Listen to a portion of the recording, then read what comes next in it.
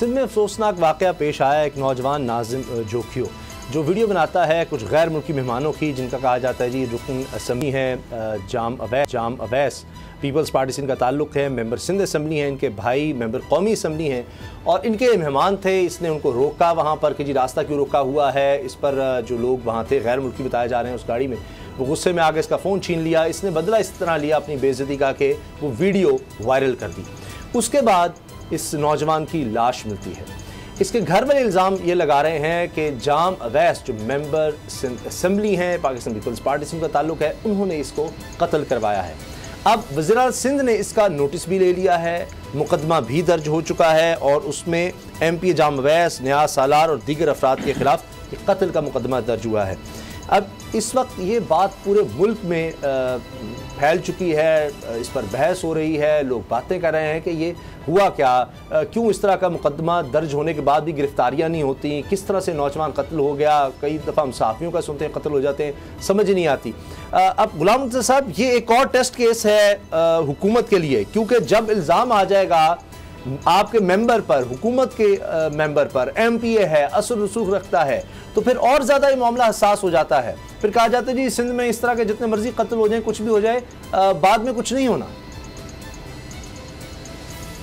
बिल्कुल आपकी बात दुरुस्त है। अगर सिंध के हवाले से हम बात करते हैं, सिंध की तारीख़ देखते हैं, तो हमें ऐसी कत्ल व गारत जो गुरबा, जो हारियों, मस्कीनों और बेवाओं, उनके ऊपर जुल्म सितम से भरी पड़ी है। हालांकि सिंध की धरती बड़ी ज़रख़ेज़ धरती है और वहाँ लाल शाह कलंदर उनकी धरती है, सेवन शरीफ उनका दरबार है, लोग उनकी तालीमात को आम करते हैं। सिंध मदरसातुल इस्लाम को आप सामने रखें, इल्म तहजीब का दरवाज़ा था ये, लेकिन यहाँ पे जो ये इस तरह की वारदातें हैं, इससे पहले बड़ी शर्म की बात है अजीज़ मेमन जो हैं वो, उनका अभी तक आप देखते हैं कि केस का फ़ैसला नहीं हुआ और उस वक्त जब उनके हाथ बंधे हुए और लाश के जो गर्दन थी उसके इर्द गिर्द एक वायर जो थी तार के साथ वो उसको खींच के मारा गया था, तो उसकी डॉक्टर्स ने जो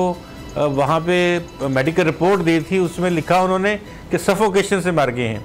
तो सफोकेशन तो किसी को घर में भी हो सकती है, खुदा के बंदो अल्लाह के पास नहीं जाना, वहाँ क्या डॉक्टरी तुमने कर ली है और तुम ये नहीं बता रहे काज ऑफ डेथ क्या है। कि सफोकेशन इसलिए हुई कि उसके गले के ऊपर तार बांध के उसको खींच दिया गया था, तब इस वजह से सफोकेशन हुई थी। तो वह सफोकेशन एक सांस, सफोकेशन को आप अंग्रेज़ी लफ्ज़ है उसका डिक्शनरी में तर्जुमा देखेंगे कि सांस बंद हो गया, सांस नहीं आ रहा था, किसी भी वजह हो सकती है, धुएं से हो सकती है, लेकिन उसमें काज ऑफ डेथ नहीं लिखी। फिर अभी तक उसके हालात ये हैं और अभी ये सामने आ गया केस। इसको पता ये चला है अभी तक की जो इतलात हैं कि उन MPA साहब ने घर में बुलाया था कि तुमने ये क्यों किया, तो वहाँ से बात बड़ी, घर में ही सारा कुछ करने के बाद जो लाश है उसकी जब वो मर गया तो बाहर फेंक दी। तो ये कीड़े मकोड़े हैं हम लोग। यहाँ शाहरुख जतोई का केस होता है तो आपको पता चल जाता है कि वहाँ सिंध में क्या हालात हैं।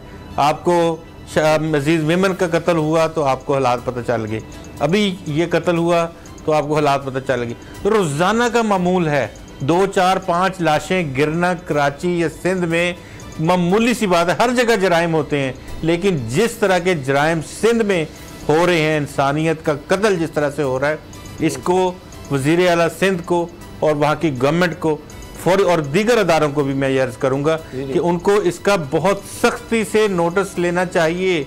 ये देखना चाहिए कि क्यों ऐसे वाक़यात हो रहे हैं। इसका मतलब तो ये है कि कोई शख्स किसी के हवाले से बात ही ना कर सके, कोई किसी को किसी की बुराई बता ना सके, मुआशरे में इतनी घुटन पैदा कर दी जाए। ये कोई आप ये देखिए ये इतराफ़ है कि ना वहाँ थाने हैं, ना वहाँ अदालतें हैं, ना वहाँ इंसाफ है, ना हुकूमत है, तो बंदे खुद अपना, अब कल को वो जोखियों के लोग जो है, नाज़म जोखियों, उनके रिश्तेदार किसी का बदला ले लें किसी से, तो फिर आगे से आगे चीज़ें दुश्मनियाँ इस तरह बढ़ती जाएंगी। तो ये होश के नाखुन लेने का वक्त है। ये ऐसा वक्त है कि कहीं गुरबा जो है वो इन लोगों के खिलाफ उठ ना खड़े हों। जी, लोगों ने एहतजाज किया, फिर ये चीज़ नोटिस में आती है, वरना पता ही ना चले। अब इसमें ज़ाहिर है कि अदालत में मामला जाएगा, फिर पता चलेगा। लेकिन हमने ये देखा है कि ताकतवर के साथ अगर रियासती मशीनरी साथ मिल जाए तो फिर आप क्या कर सकते हैं। जिस तरह अभी आपने मिसाल दी, पोस्टमार्टम रिपोर्ट भी यहाँ पर बदली जाती है, यहाँ पर टेस्ट रिपोर्ट्स भी बड़ी बड़ी आ जाती हैं, सारा कुछ हो जाता है। तो मोहम्मद गुर साहब, ये भी पता चलता रहा कि जी डाकुओं की पुश्त पनाही जो है मेंबरान असम्बली करते रहे, फिर जब इलेक्शन होता है तो उन डाकुओं की वजह से वोट डलवाते हैं, बड़ा कुछ होता है।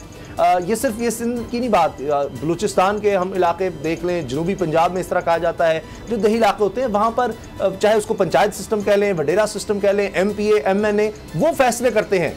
वहाँ ज़िंदगी मौत के फैसले, रिश्तों के फैसले, कोई ये हो गया कारोकारी फलां, वो ये लोग कर रहे होते हैं। और इसी तरह से ये इतने असर रसूख वाले होते हैं कि आम आदमी इनके आगे बोलेगा तो ये उसको एक निशान इबरत बनाते हैं ताकि आइंदा किसी को जरूरत ना हो।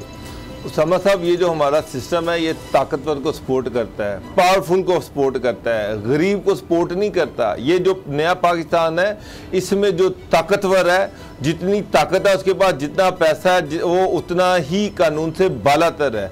आपने देखा कि कोयटा में एक MPA ने किस्सा से एक वार्डन को कुचल दिया, उसकी रौनक आपने देखी, उसका तकब्बुर देखा, क्या क्या कर लिया गवर्नमेंट ने उसका, कुछ भी नहीं, वो आज़ाद है। अभी शाहरुख जतोई की बात की जा रही थी, क्या कर लिया उस केस में, वो सुप्रीम कोर्ट तक ने उस पर वो मोटो लिया और उसके बाद आप देख लें कि जो मुल्जमान है वो आज़ाद है, दंदनाते फिर रहे हैं। तो यहाँ पर जो ताकतवर है वो जो मर्जी कर दे। अब सिंध गवर्नमेंट वज़ीर ने नोटिस तो ले लिया, पर्चा तो दर्ज कर लिया, क्या वो MPA गिरफ्तार हुआ है? नहीं। क्या उसको किसी ने पकड़ा है? उसकी जिसको अभी तक ये पकड़ ही नहीं दे, वो भी एक गवर्नमेंट पे प्रेशर आ गया, मीडिया पे चीजें आ गई। जब प्रेशर आया तो प्रेशर को रिलीज करने के लिए जल्दी से एक FIR दे दी। उसको इन्वेस्टिगेट कौन करेगा, उसको अरेस्ट कौन करेगा?